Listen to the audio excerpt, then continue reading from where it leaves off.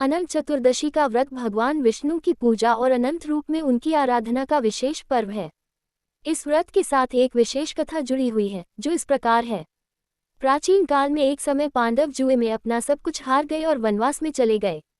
वनवास के दौरान एक दिन भगवान श्री कृष्ण से उनकी भेंट हुई। धर्मराज युधिष्ठिर ने भगवान श्री कृष्ण से अपने कष्टों का कारण पूछा और उन्हें इन कठिनाइयों से मुक्त होने का उपाय बताया। तब भगवान श्री कृष्ण ने युधिष्ठिर को अनंत चतुर्दशी का व्रत करने की सलाह दी और इसके पीछे की कथा बताई। भगवान श्री कृष्ण ने बताया कि एक समय की बात है, सतयुग में सुमंत नामक एक बहुत धर्मात्मा और ज्ञानी ऋषि थे। उनकी पत्नी का नाम दीक्षा था। उन्हें एक सुंदर कन्या रत्ना प्राप्त हुई, जिसका नाम शीला रखा गया। जब शीला विवाह योग्य हुई तो उसका विवाह ऋषि कौंडिन्य के साथ कर दिया गया। विवाह के कुछ समय बाद शीला अपने पति के साथ तपस्या के लिए वन में रहने लगी। एक दिन शीला ने देखा कि कुछ स्त्रियां नदी के तट पर अनंत भगवान का व्रत कर रही थीं। उनसे इस व्रत के महत्व को जानकर शीला ने भी व्रत किया और अनंत सूत्र धागा धारण किया। अनंत सूत्र धारण करने के बाद उनके पति कौंडिन्य का जीवन समृद्ध हो गया।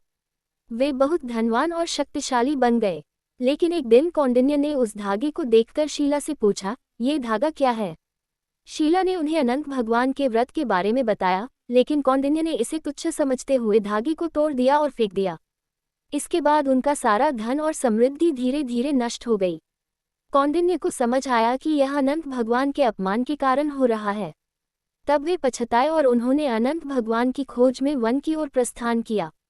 कौंडिन्य ने वन में कड़ी तपस्या की और अंततः भगवान विष्णु के अनंत रूप की कृपा से अपनी समृद्धि और शांति पुनः प्राप्त की। तब से अनंत चतुर्दशी का व्रत करने की परंपरा शुरू हुई। इस व्रत में भगवान विष्णु के अनंत रूप की पूजा की जाती है और अनंत सूत्र को धारण किया जाता है, जो 14 गांठों वाला होता है। इसे 14 वर्षों तक धारण करने की परंपरा है। अनंत चतुर्दशी का व्रत करने से सभी प्रकार के संकट दूर होते हैं, सुख, शांति और समृद्धि की प्राप्ति होती है।